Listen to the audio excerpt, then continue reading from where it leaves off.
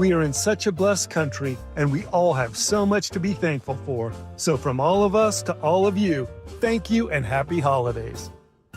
Hey, the cold weather is here. Stoke here from my friends at ROX Rocks Heating and Air. Has another company told you that you need a new furnace? Time to throw in the challenge flag. Rocks Heating and Air offers no obligation, free second opinions. And don't forget about heat pump rebates. They've never been better. Up to $13,500 only at ROX Rocks Heating and Air. Now play that G. HVAC service, installation, repair. ROX Rocks Heating and Air. Most business owners and decision makers work hard but stay frustrated because customers simply don't know they exist. Marketing isn't about being flashy. It's about making sure people understand how you solve their problem. Audio, video, and online campaigns put your message where your customers are already paying attention. And your friends at DenverSports, they specialize in connecting customers to businesses. The moment you get clear and show up consistently, growth follows. Don't stay the best kept secret in town. Visit DenverSports.com and click on the Advertise with Us button and start growing today. You know that feeling when you catch a glimpse in the mirror and think, hey, I look 10 years younger. That's what happens when you stop dieting and start doing Soda weight loss. I tried point counting, calorie counting, shots, and nothing has worked until Soda weight loss. Soda weight loss gives you a personal nutritionist you can text anytime. Everybody's great here. Everybody's encouraging. There were some times where I felt down and they brought me back up. If you stick with this program, you will lose weight and you will get to your goal weight. When you sign up for Soda weight loss, your partner joins for free. If you're ready to feel stronger, healthier, and yes, look and feel 10 years younger, this is your moment. No meds, no gimmicks, just real results with real support. Remember, sign up now and your partner joins for free. Visit sodaweightloss.com. That's SOTA weightloss.com. Soda is, say it with me, state of the art. Whatever you're looking for when you head out into the wild, keep an open mind. Sometimes the real treasure is the journey itself. Sure enough, there's treasure out there. Sometimes it's something you didn't expect to find. And more often than not, it's as simple as the memories you make. Make some memories of your own with a new vehicle from Corwin Toyota. Family driven for over 100 years. Audible's romance collection has something to satisfy every side of you, because you can't be pinned down unless you want to be. Your first love story is free when you sign up for a 30-day trial at audible.com. KKFN and KKFN HD1 Longmont, Denver. You're listening to Denver Sports 104.3 The Fan. Welcome to Denver Sports Tonight, taking a look at the biggest stories in Denver sports. From your online home for the best opinions and information on the Broncos, Nuggets, Avalanche, Rockies, and more. DenverSports.com. And it is Denver Sports Tonight on this Tuesday night in the Mile High City. He's Marcello Romano. I'm Will Peterson. We will roll with you for the next hour. A lot to unpack, a lot to get to. We've got Broncos playoff scenarios that drop today. Yes, they can clinch this weekend. We will explain it to you. Can't do the AFC West, though, because they got no favors done last night by the Philadelphia Eagles. Also want to get to my column of whether or not a loss for the Broncos would be an acceptable result here in December. I think so, but I have a caveat there. We'll do that a little later on. But, Cello, let's begin, as we always do on Tuesdays, with a look back. What were your biggest takeaways from Broncos and Raiders in the desert? I loved it. I think that was probably the most complete game they've played all around all season. And I know it was against a bad football team, but for me, there was comfort in seeing that there wasn't one side of the ball that was totally dominant. For probably the first time, maybe you could go back to the Cowboys game, but like this, for me, it wasn't like, oh, we're totally reliant on the defense, although they played pretty damn good. Offensively, I think it was like that's what we were expecting sooner. Now, I know it took, 13 weeks for us to get there for that comfort level to kind of sit in. We've seen flashes of it, but from start to finish, I know you said it was kind of a boring game, but I was kind of pleasantly surprised, because if you had to set up a box of checklist or a checklist, and you were like, I need to see this out of the team, I need to see that out of the team. I was impressed with RJ Harvey and his bounce back, getting, lion's share of the carries for the running game. Bo Nix was good start to finish. And then defensively, they bounced back from a bad game against a bad Washington Commanders team. So that would be my take on it. I'm comfortable right now. Yeah, no, it was boring in the sense of there wasn't really many explosive plays. I mean, you take Marvin Mims Jr.'s punt return out of the equation, and I believe the Broncos didn't have a play of longer than 20 yards from scrimmage. So, yeah, the Mims return was awesome, and it was great. And the fact he broke those tackles and took his first ever punt return of the house, that was fantastic. But that was kind of the only jump off your couch moment in 60 minutes of football was the Mims play. But for the record, I'm okay with boring because what they did was they chewed clock. And the fact that the Broncos really kept the ball out of Geno Smith and eventually Kenny Pickett's hands, and we can get into the shenanigans that happened in the final couple minutes. But this really was a 24-7 Broncos win, and it was such a comfortable victory, a non-stressful game. We talked about that a lot last week. Can they please give us their third non-stressful of this winning streak? And they did do it. The Bengals and the Cowboys were the first two. But Cello, I'm good with boring, but I'm mostly encouraged, and you mentioned Harvey as well. I'm mostly encouraged they just stayed on the field, man. It felt like every third down they were getting. Yeah. They were clutch. Their ability to keep the offense out there and sustain drives, that was the biggest checkmark takeaway from me on that contest on Sunday. What were they What they finish on third down? Were they like 7 of 12? Is that correct? I think it was something like that. So if you go back to 7 of 12 on third. What Mike Shanahan said is like that's where football teams are made. That's the difference between good and bad football teams, championship or playoff teams and non-playoff teams, is being able to, on the defensive end, get off the field on third, and offensively, of course, to extend drives, and they were able to do that. So I was never really like bored with the game. I think it was content. Yeah, because it was consistent. Mm-hmm. They were efficient. They were consistent. Everything it seemed like everything they were trying to execute was working out for them. And we haven't seen that very much, especially this year. We saw it down the stretch last year where there was a comfort level with Bo Nix leading the offense. This throw in maybe the Dallas game. Cincinnati I really don't count because it was so early in the year and it was the second or third game that Jake Browning was playing for them. So these are the two most complete games. And this one, throw in the Mims return for a touchdown, it's like you checked every box. Yeah, you really did. And Harvey, I thought, answered a lot of critics.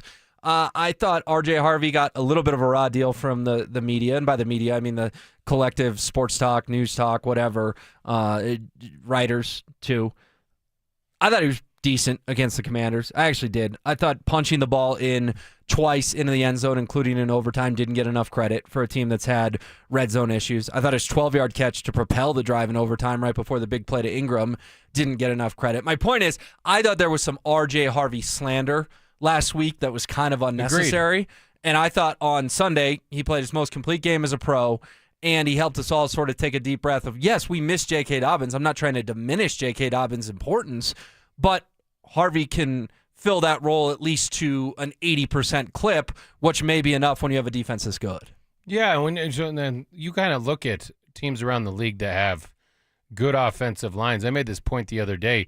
At some point or not, for as much praise as the offensive line has received, Javonte Williams was going over 1,000 in Dallas. All the criticism last year in the offseason it's the running back room. It had nothing to do with the offensive line, which they were great pass protection last year. But like a lot of those things, you have to have a good offensive line. Yeah, your backs have to be good, but backs getting it from 8 to 10 to 20 plus yards, that's on the backs. Those first 3 to 4 yards is, I think, on the offensive line. And maybe we're just pushing it a little too soon for him to gain a comfort level, because you go back when J.K. was toting the rock, he would get a few carries here or there, but it's hard to build any type of rhythm or chemistry with an offensive line if you're only getting a few touches a game. Yeah, and I've heard Philip Lindsay talk about that plenty, right? Guys need 12, 14, 15 carries to start to feel it and really get in a rhythm, and he had 17 on Sunday, and I was even impressed with Jaleel McLaughlin. You know, he gets 4 carries, but he goes 22 yards. 5.5 yards a carry. He was a nice change of pace back too. I could do without Tyler Bidet getting 4 carries, but that's probably a different story for a different day. And then even Adam Prentice looks like a a somewhat of a weapon. The longest rush of his career. That was a big one, sort of propelling the Broncos deep into the red zone. All right, so that's the running game. I do want to get to the end of the game because that's generated a ton of headlines. But also, there's one other guy. And Bo was great. Don't get me wrong. He was wildly efficient. Didn't hit a lot of deep balls. But when you complete 31 of 38 passes, you are managing the game. And he answered a question about that afterward and said, I don't think it's a bad thing to manage the game. So Bo's cool with that. We can talk about that a little if you want to. But I just want to give you this name real quick. It was Courtland Sutton. It felt like for the first time in about a month, and I know he didn't put up dazzling numbers, anything like that, 6 catches, 62 yards. But it did feel like the first time in about a month they remembered, like, yeah, we have Courtland Sutton. Let's properly utilize him. That was a good thing in my eyes. Yeah, I agree with you. It seems like there was a concerted effort to say, let's get him back involved into the game plan, because that's what you want, dude. Like, look at all these. I love all the Adam Prentice plays that are thrown out there, but for me, like, that's a one-off. We don't need that. Doesn't need to be a feature play. Sure. I mean, the first time they played the Raiders, that was probably the best play of the game. Was like a rollout where he completed, I think, a 13-yard pass to Adam Prentice. Those are cherries on top. You got to get back to the guys that are making it happen. And I was listening to you guys talk at the end of the drive, and listening to Zach and Phil too. The Marvin Mims thing, like last year when it really got turned on, they were focused, and maybe it's not traditional lining him up outside and getting him the ball as far as like a receiver is concerned. You're going to be those plays as well, but there's different ways that they were utilizing his skill set. I think it's interesting that Sean Payton even said, we got to find a way to do that. In a game that had that many offensive plays, you have to see a lot of Courtland Sutton. You're going to see a lot more, like, and I don't even, after that game, I know you said manager, and a lot of people are saying game manager.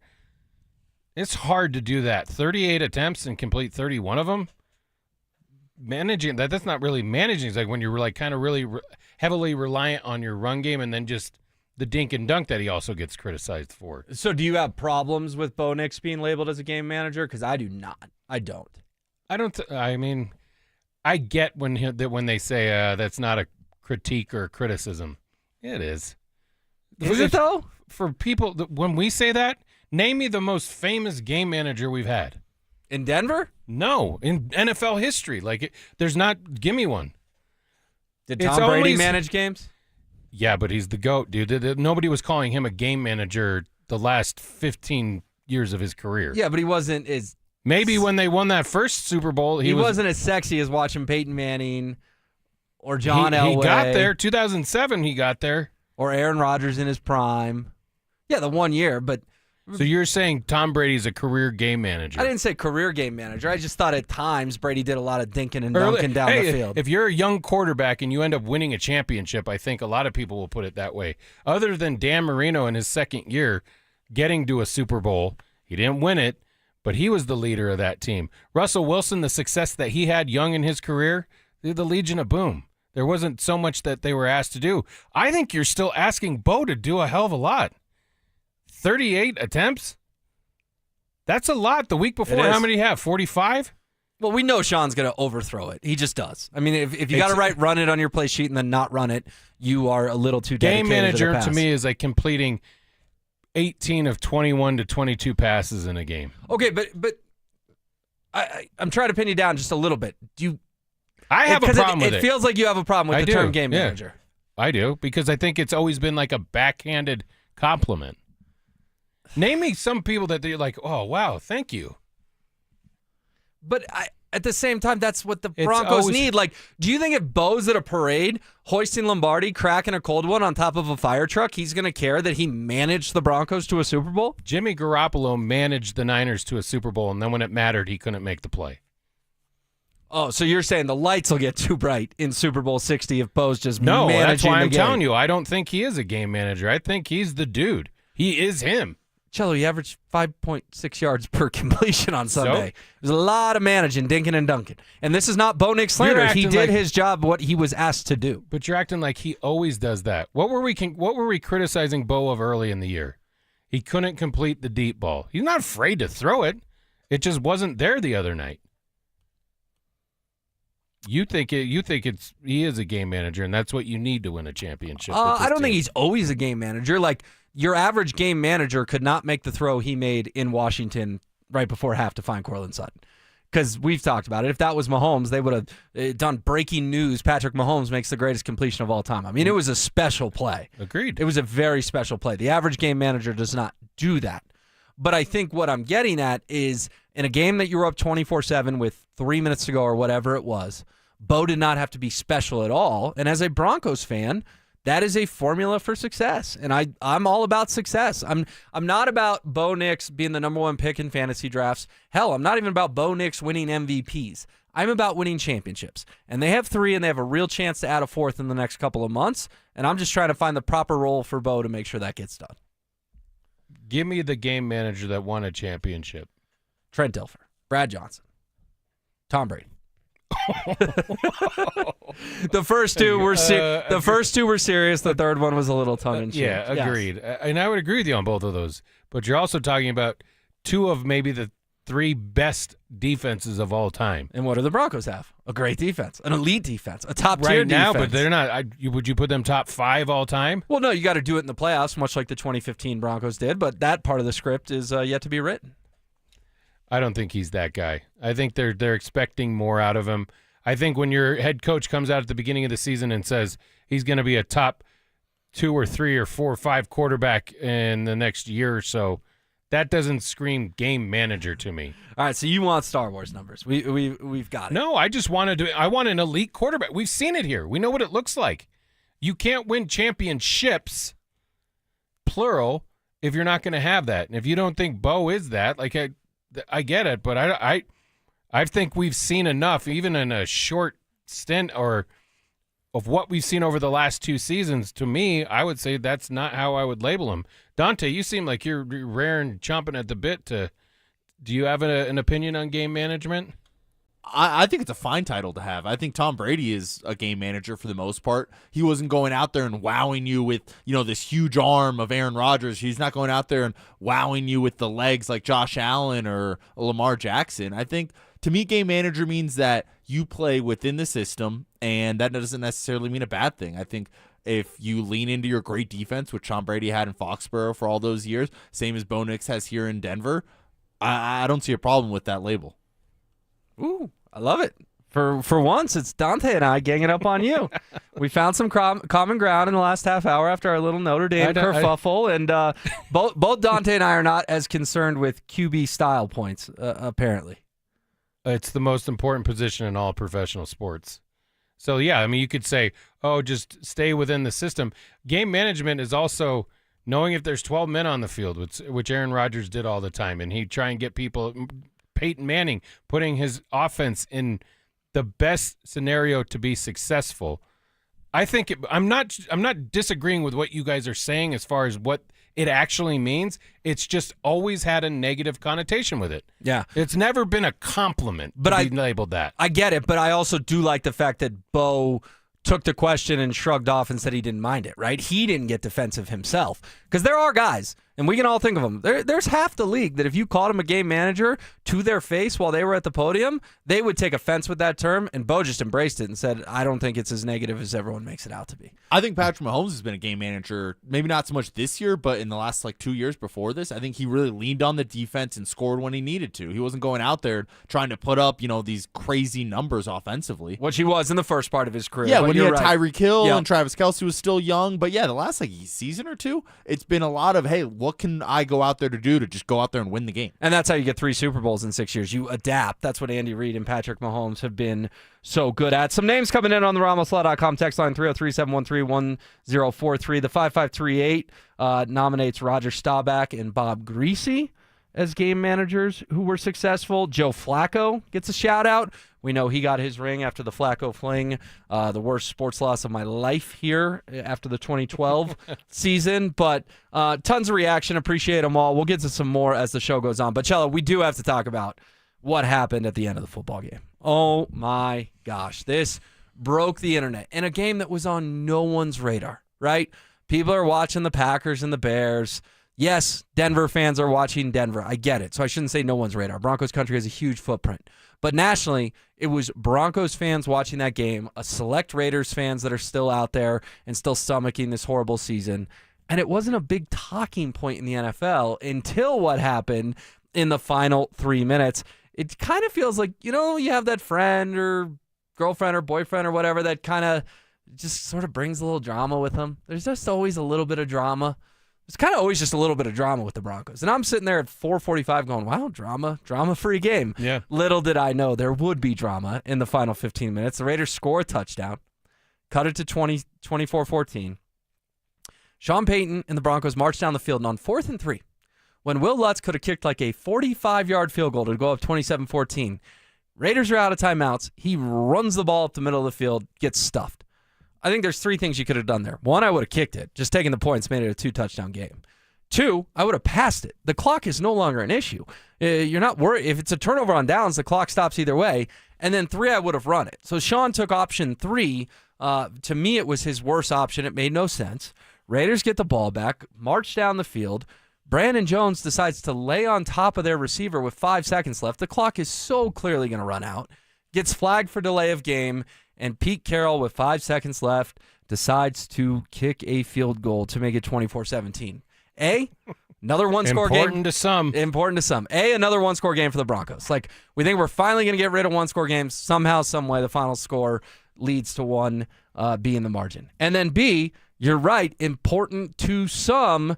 The spread was 7.5 or 8.5 or 8 or wherever, but it was never below 7. So the Broncos were covering, and at the very last second, the Raiders snagged the cover. And, even if you're not a gambler, you can acknowledge this fact. It swung millions of dollars, because that's what happens on these games, is millions of dollars get swung. So I know I just gave you a ton of info there. What do you want to unpack from just a very bizarre final 3 minutes? I felt like I was taking crazy pills.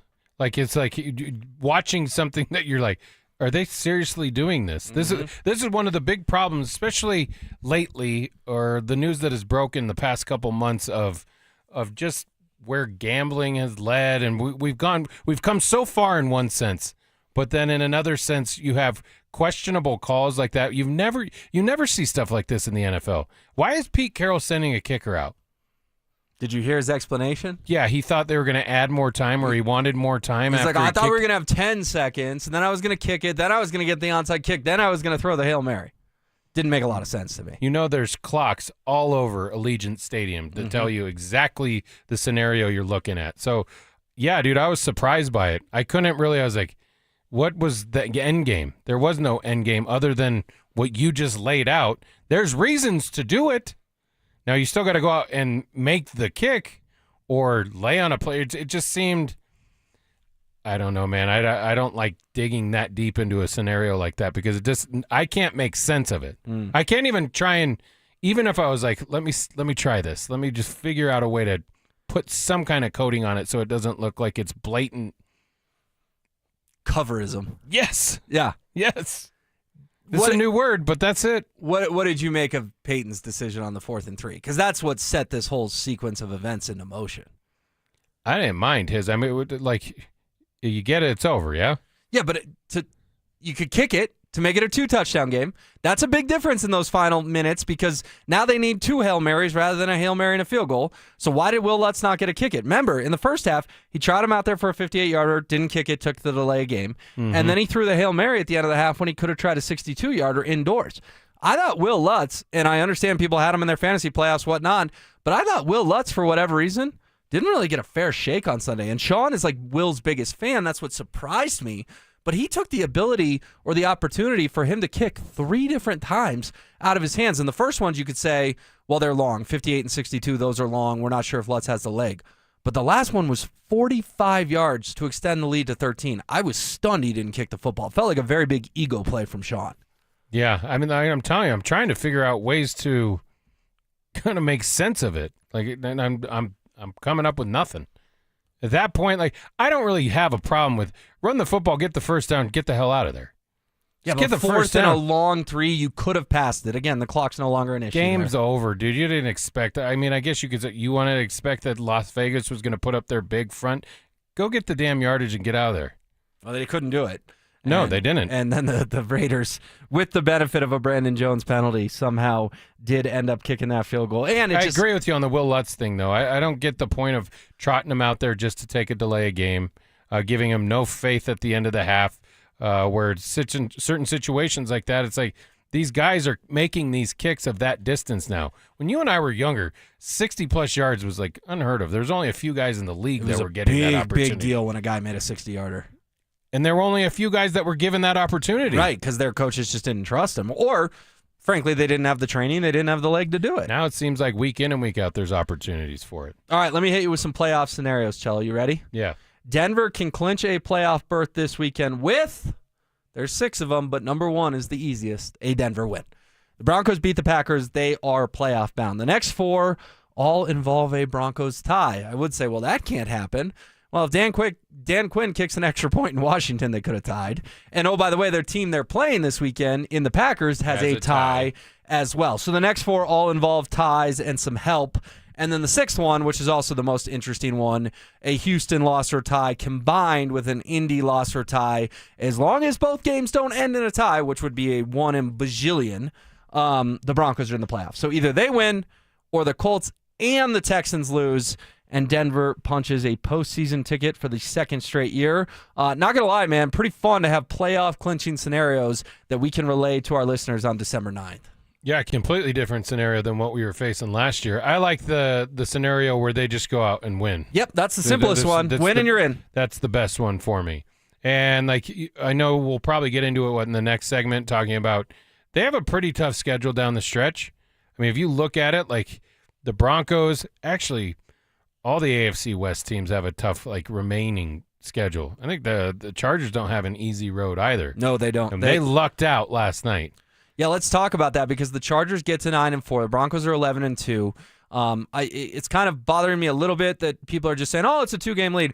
It is technically a 2-game lead, but you and I both know it's really a 1-game lead because the Chargers have the tiebreaker with head-to-head, and if they come into Week 18 1 game back, then guess what? That's for the AFC West because if they win, you'll have even records. They will take the tiebreaker. So it's a 2-game lead in theory. It's really a 1-game lead. The Eagles did you absolutely 0 favors last night. What a frustrating Monday night game for Broncos fans because if the Eagles win that, you know what we're talking about today, Cello? We're not talking about playoff clinching scenarios. We're talking about AFC West clinching scenarios. Yeah. That's no longer in play this weekend because the Eagles gagged and Justin Herbert put up kind of a Herculean effort. It was an ugly game to watch. I don't know if you watched it start to finish. Watch the whole thing. It's probably I was at the Broncos Vegas game at Empower, which was an ugly football game, but for other reasons. Last night, everyone's throwing the ball all over the turf. I do commend Justin Herbert for playing after having surgery 7 days prior, and they were going after that hand. The Eagles were a little bit dirty with it last night, going after that hand, and he played pretty well for the most part. But I put that more on the Eagles being a team that they look like the Eagles from 2 years ago, where they started off. You remember they started off like 10-1, and then ended up getting to the postseason. I think the Bucs beat them in the postseason. They're falling apart at the seams. Meanwhile, I always want to say San Diego, the LA Chargers, that was a prototypical Jim Harbaugh type of game to win. Just stay in it, just wear them down. They get them to overtime. They take the lead with the field goal, and it looks like Philly's going to go down and score a touchdown to walk out with a victory, and then you have one dude make an unbelievable play, a tip of a pass where it looked like Jalen Hurts had a guy. Jalen Hurts was terrible last night. He was awful. Awful. I didn't love A.J. Brown's effort on some deep balls as well. Bunch of footballs hit him in the hands that he did not corral. I think the Eagles are cooked. I think the Rams are scary. I think the Seahawks can be scary over there in the NFC. Believe in the Bears? Packers? Maybe. Green Bay can, of course, be scary. That's another good one. It's hard for me to see the Eagles going back to the Super Bowl, and they have the talent to do it, so maybe those are famous last words. But teams I would put ahead of the Eagles right now, the Packers, the Rams, the Seahawks, and honestly, I'd be tempted to put the 49ers because Kyle Shanahan is doing a masterful job with a beat-up football team. Mm-hmm. All right, what about the Broncos losing a game? Losing a game down the stretch, would that be okay? I say yes, and I'll explain why next. The Broncos won their 10th game in a row and secured a key tiebreaker over New England. With a month remaining in the season, will the road to Super Bowl 60 run through the Mile High City? Denver Sports 104.3. The Fan. Never have I ever called my sister from the finish line of my first marathon. Hello? You won't believe where I am. Are you running? Mile 26. I'm gonna make it. Switch to T-Mobile's 55 Plus plan and get iPhone 16e with its advanced camera system on us. Plus, 2 lines for just $30 a line. Guys, I can't believe it. I knew you could do it, babe. That was amazing. Mom, how do you feel? I feel great. I can't feel my feet. Let's take a picture, and then you may carry me to the car. Share every stride, every mile, every memory on America's best network. Switch to T-Mobile's 55 Plus plan and get iPhone 16e on us and 2 lines for just $30 a line. With 24 monthly bill credits and 2 eligible port-ins on Essentials 55 Plus for well-qualified customers with AutoPay, plus taxes, fees, and $35 device connection charge. Credits end and balance due if you pay off early or cancel. Contact us. Finance agreement 128 gigabytes, $599.99 required. Best mobile network in the U.S. based on analysis by Ookla of Speed Test Intelligence data 1H 2025. Visit T-Mobile.com. Join Denver Sports 104.3 The Fan and Sun Cruiser at Mile High Station on Sunday, December 14th from 12 to 2:25 p.m. for the Fan Football pregame show. Get in the game with orange and blue face painting and Sun Cruiser. Let the good times cruise all football season long. Happy holidays from Done Right Home Improvements. Putting off that home makeover till after the holidays? Well, good, because book your project now for install after and save 16% or get a great financing deal. DRHI.com. Hey Broncos country, it's Terrell Davis here. You know, in the game of life, our most valuable asset is our health. At Fitness Gallery, we have deals everywhere, up to 50% off. Visit one of Fitness Gallery's 7 convenient locations from Colorado Springs to Fort Collins. We have you covered. The right financial strategies can make a huge difference, especially if you're nearing retirement. Adam Mueller talks retirement strategies with Mile High Money. Saturday mornings at 8 on Denver Sports 104.3 The Fan. At Berg Simpson, we are passionate about what we do. We bring that passion and our expertise to the office and courtroom every single day. We're always working hard and are committed to doing everything we can to give our clients the best opportunity to have a great result. If you've been injured, call Berg Simpson for free now at 303-790-2525. 303-790-2525. BergSimpson.com. Good lawyers changing lives. It's not just a slogan, it's who we are.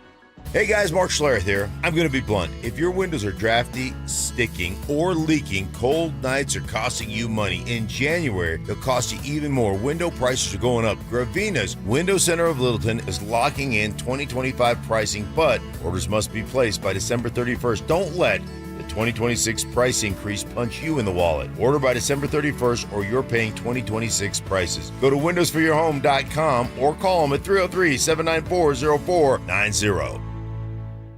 More than a few of our patients have talked to me about their first time, but it's not the first time you're probably thinking about. It's the first time that erectile dysfunction ruined the moment. This is Jeff for the Rocky Mountain Men's Clinic, and if you're over 50, it's likely you've had that first time yourself. But the good news is that if you're like most men, that first time can be the last time that ED impacts your sex life. At the Rocky Mountain Men's Clinic, we're experts in treating ED. We've treated tens of thousands of men using protocols with success rates well over 90%. And those treatments have, in most cases, made sex great again for both them and their partners. You could even find that you're performing like you haven't in years. So if ED has been affecting your intimacy, it's time to make the last time that happens, the last time that happens. For just $99, you'll receive blood work, a medical consult, and if medically advised, a test dose. And if that test dose doesn't work in the office, your visit is free. Call 720-440-7900 or go to RockyMountainMen'sClinic.com. We have 5 offices across the Front Range to serve you. Imagine almost every jewelry legend all under one roof. Roberto Coin, Marco Biccigo, Ippolita, Paul Morelli, Mikimoto, Tacori, Hearts on Fire, and dozens more, all in one store. Imagine a diamond bar with almost every size, shape, and price range GIA diamonds. And a Swiss watch center with all the great marks, including Longines and the legendary Tudor. I'm Dylan. I'm Shayna Williams, inviting you to Williams Jewelers of Inglewood. We've built one of the largest jewelry stores in America with one vision. To be the only jeweler you will ever need. For that perfect diamond engagement ring. The ultimate holiday gift. Or just because you deserve it. Williams Jewelers of Inglewood at the corner of Broadway and Bellevue. Now, imagine their face Christmas morning. This holiday, come to Williams Jewelers. Where Colorado shines. Williams Jewelers, we can make diamonds a part of your life. The official jeweler of the Colorado Avalanche. Williams Jewelers,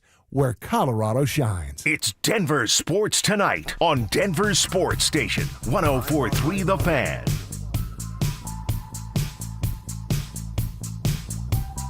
All right, the Broncos should be all in on getting the 1 seed in the AFC. My stance on that has not changed in weeks.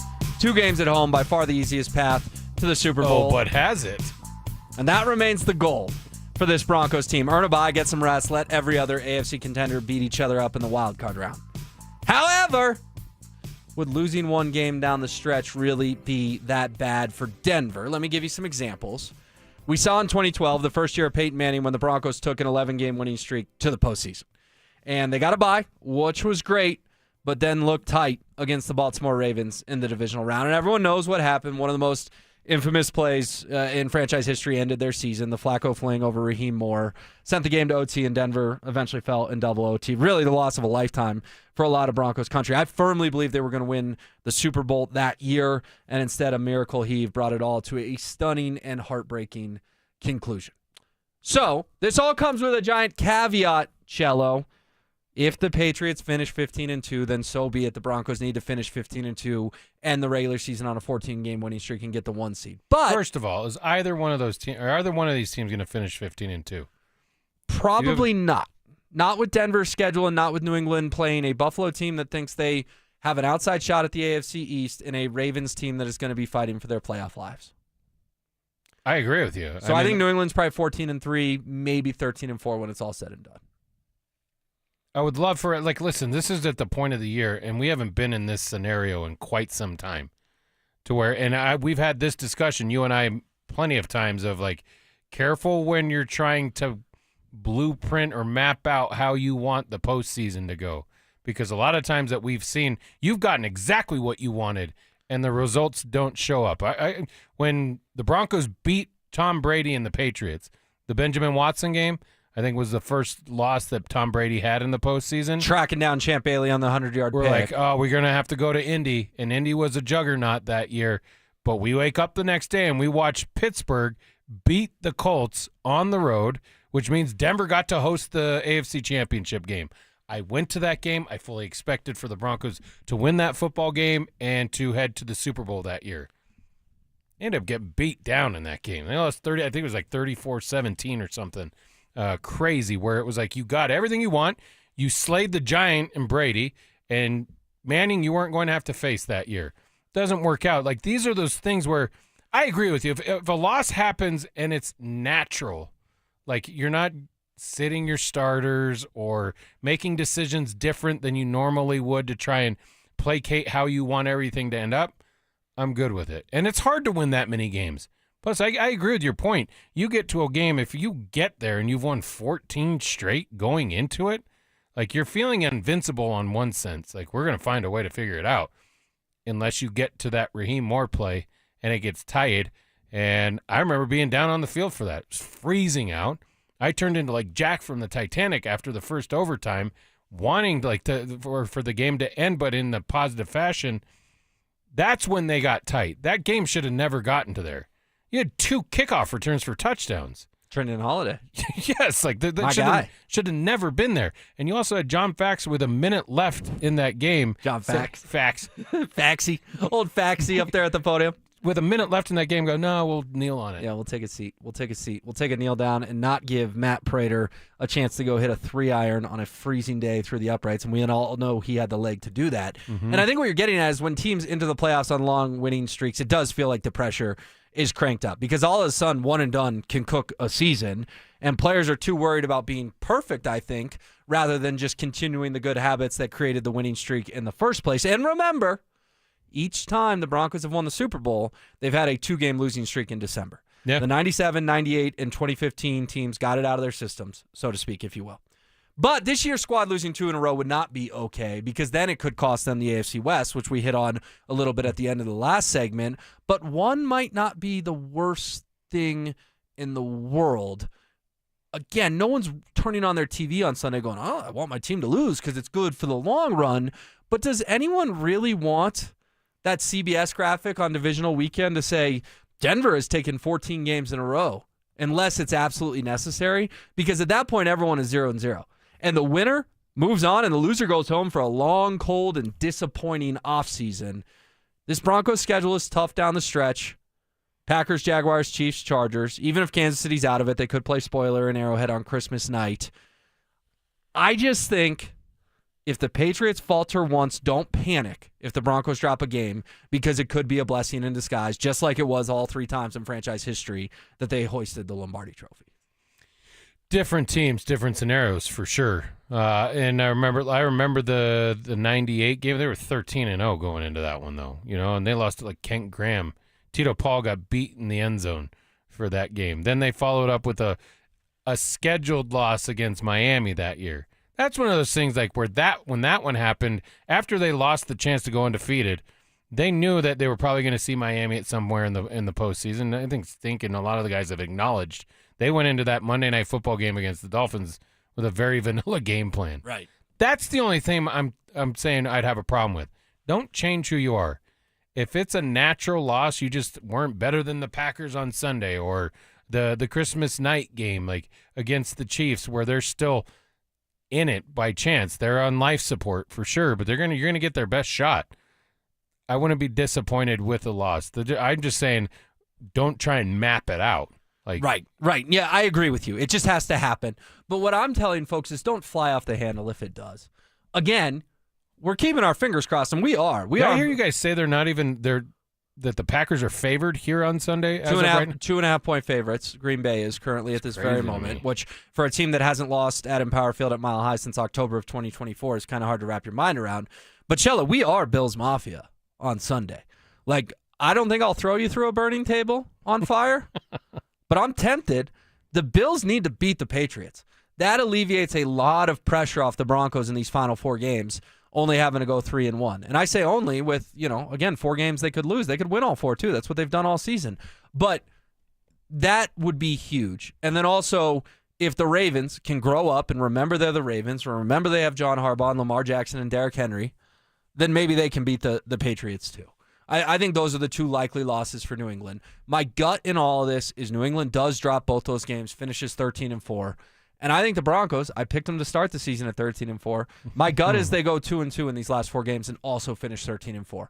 If that all plays out how I just laid out, they are the number 1 seed. And I see your point about you don't want to root for teams. People talk about Jacksonville in 96. You brought up the Steelers in 04 with Jake Plummer. I'm not necessarily rooting for a matchup here. I'm rooting for a path to the number 1 seed that doesn't require the Broncos to be perfect, because I think that would allow them to take a deep breath and a little bit of pressure off their shoulders. I agree with you on the sense that you're probably rooting for Josh Allen and the Bills this week. I mean, it's just going to be your real test for how good are the Patriots really. I mean, I when I was in a couple weeks back with Dante, you were telling me, hey, man, they have better wins than the Broncos, the Patriots, and we talked about their strength of schedule. This is where you're going to really see it. For whatever reason, a week ago, the Bills didn't bother me at all. The way they've won these last 2 games, like just out of nowhere, like getting these defensive plays. Joe Burrow was on fire the other day, and that game got completely flipped on its head for them to. So you'll see on Sunday if the Patriots are legit.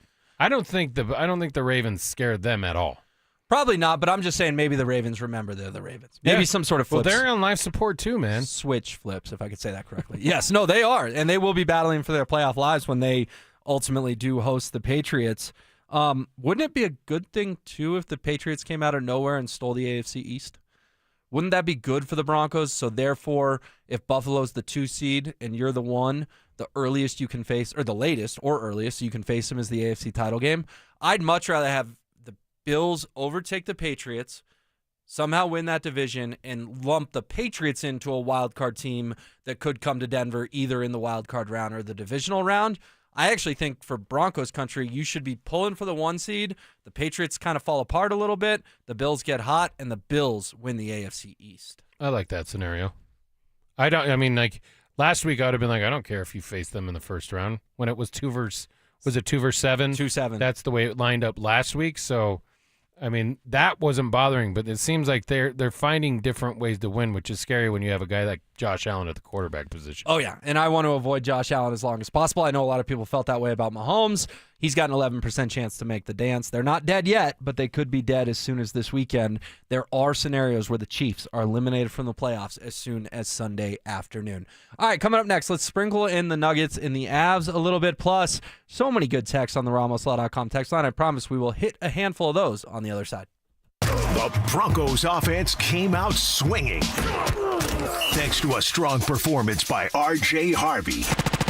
Is the rookie runner proving he can be trusted to take control of Denver's backfield? Denver Sports 104.3. The Fan. Just how good is Pure Talk's current deal for unlimited wireless? Well, you might say it's the deal of your lifetime. Because right now, for just $29.95 a month, Pure Talk is offering unlimited talk, text, and data for life. Not your phone's life, your life. This is Pure Talk's top-tier plan. It comes with a crazy fast 5G network along with a 30-gig hotspot.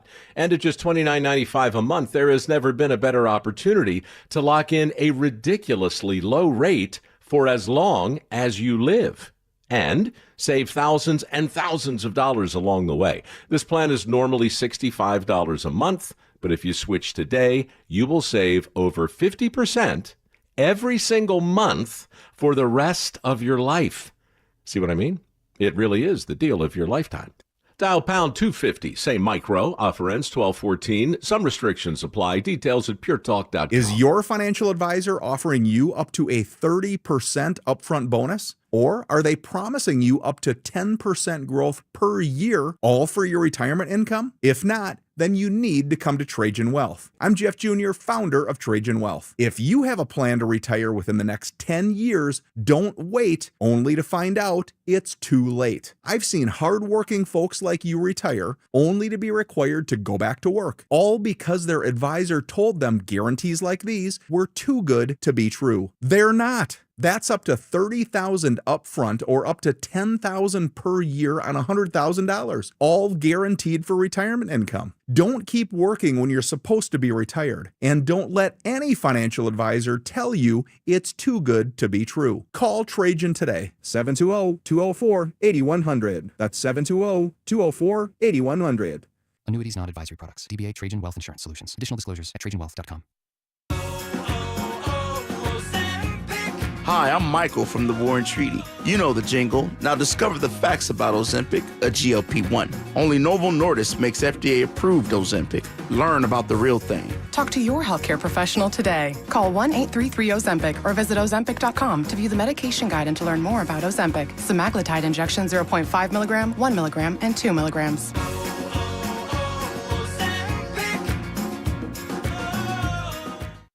A new exclusive offer with an eligible Bank of America Visa credit card is your opportunity to go from cardholder to ticket holder for the FIFA World Cup 2026. For a limited time, when you're approved for a new customized cash rewards or unlimited cash rewards Visa credit card, you're eligible for a chance to purchase FIFA World Cup 2026 tickets. Learn more today at BofA.com/cardFWC26. What would you like the power to do? Bank of America, proud to be the official bank of FIFA World Cup 2026. Bank of America N.A. in partnership with Visa. Terms apply. All rights reserved. Dan Jacobs for 303 Law 4040, and I'm here with that beautiful voice you hear on the other end of the phone oftentimes when you call 303 Law 4040. It's my lovely wife, Kimberly. Kim, I know you and I had so much fun the other day. We actually met with a couple that had been in an accident up north in their house the other day, and Randy was so excited. He's like, I can't believe it. It's the lovely wife. She's right here in my kitchen. He's too kind. It was really great to meet him and his wife and his pets and just be able to help them. I think it helps that when you answer the phone, when people call 303 Law 4040, it makes things, I know calling a lawyer can be scary, but I don't know, your soothing voice just makes it a little bit easier. Well,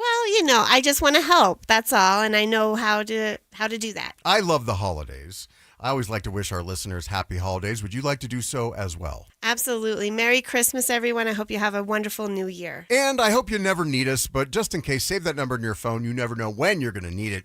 It's 303 Law 4040. That's 303 Law 4040. Imagine finding your dream home and moving in right away. No waiting to sell your old place first. Sounds perfect, right? That's exactly what Orchard's Move First, Sell Later program lets you do. Buy your new home now and sell the old one later. Here's how it works. Orchard gives you cash so you can buy and move into your new home first, on your timeline. No waiting, no showings, no double moves. Then the Orchard experts take it from there. They handle repairs on your old home for you so you attract the right buyers. Once they're done, a local Orchard agent lists and sells your home for top dollar. Orchard's Move First program gives you the freedom to buy and move into your new home first and sell your old home later.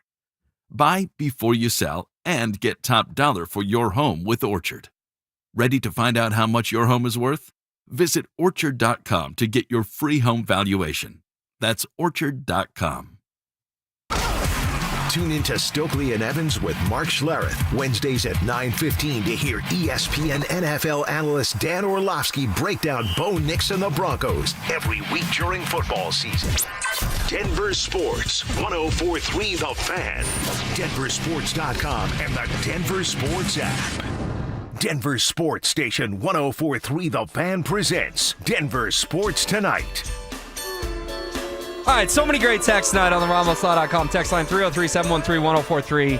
Can't read them all on air, but I promise you I read them all during the breaks. You guys are on it from all kinds of conspiracy theories about the end of the game, Pete Carroll's shenanigans, to RJ Harvey and Cortland Sutton. Is Bo Nix a game manager? That got a lot of reaction, but I want to read a couple here down the stretch. We'll get to some Avs and Nuggets, too, before we get out of here. The 0105, what if the Broncos win their last 4 games all convincingly?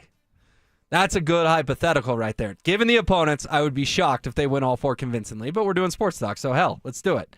What if they go into the playoffs on a 14-game winning streak and it's like, oh, not only are they really good because they've won 14 in a row, but that Raiders game showed the blueprint of how they can have these stress-free games. That still makes me nervous, Texter, because guess what? The 2012 Broncos looked unstoppable on their 11-game winning streak, still fell in the divisional round. But Dude, it's a fun question, Baltimore Cholo. that year in December. And beat them up. In Baltimore. And beat them up. And so it's like, it doesn't really matter. Once you, I think I read your column today, and it was like, once you get there, you're 0-0. You're 0-0. At that point, it's like your season's on the line. Look at the Lions last year. They host the Commanders in the divisional round. After having a great year. Everyone's picking Detroit to go to the Super Bowl, and they lay an egg. They're done.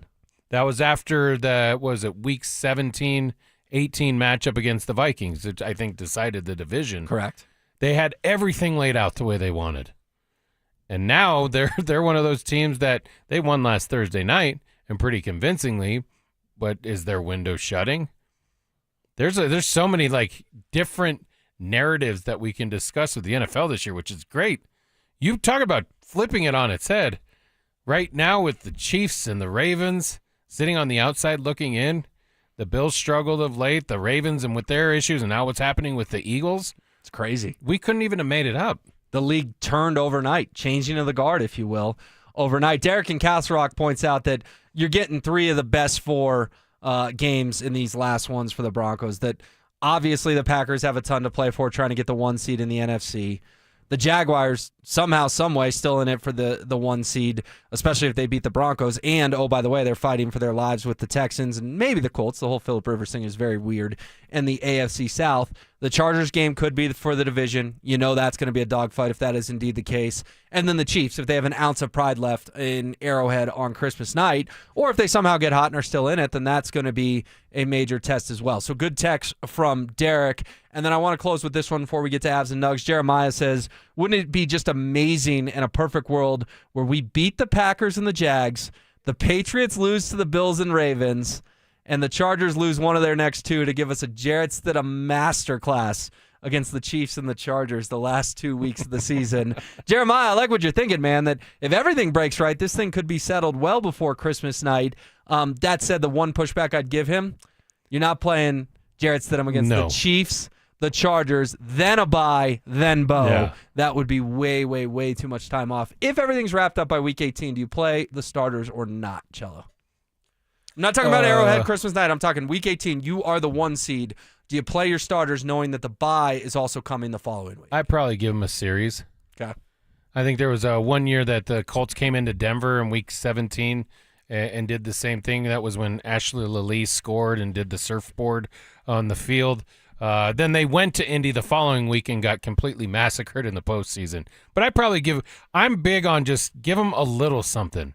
You don't have to give them the complete week off, because once you get to the postseason, that's why I think it was such a benefit that the Broncos got in last year, so that they could see the difference in level of play. Like we always talk about preseason or regular season, once you get into November and December, the way that the game changes, it gets heightened up even that much more in the postseason.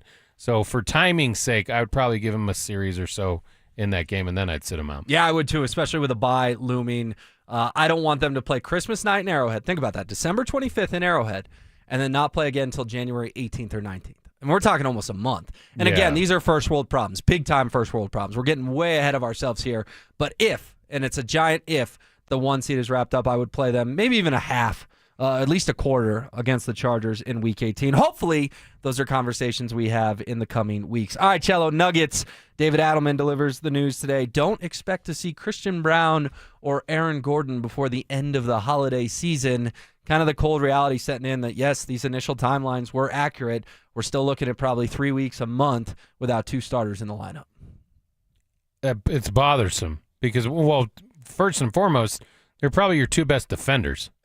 And that's where this team is struggling, where it's not much different than what we saw under Michael Malone, where the offense has never been a problem. And it's not going to be a problem when you have the best player on the planet doing what he does, and Jamal having a great start to his season, Cam Johnson looking like he's figured it out of late.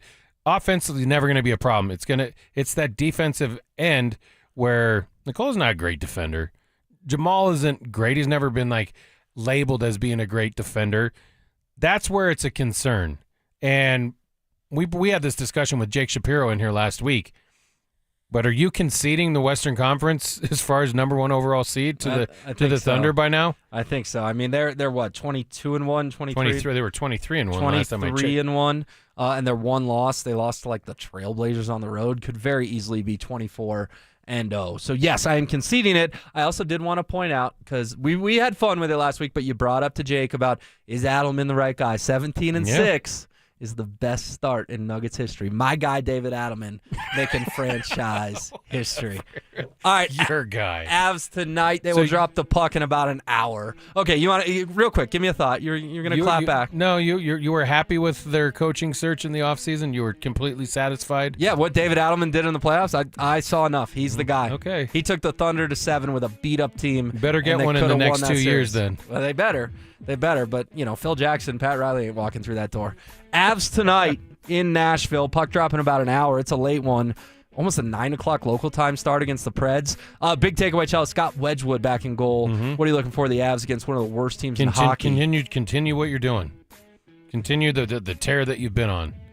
I mean, they're trying to make a point this year. And first I was like, oh, I'm concerned. Don't do too much too early. Now I'm like, be dominant. Bulldoze. Do it. Steamroll.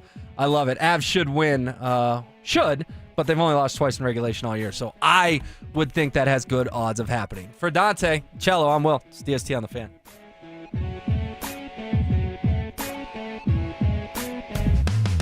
Join Denver Sports 104.3 The Fan at Blue Sports Stable in Superior for our Denver Sports Equipment Drive.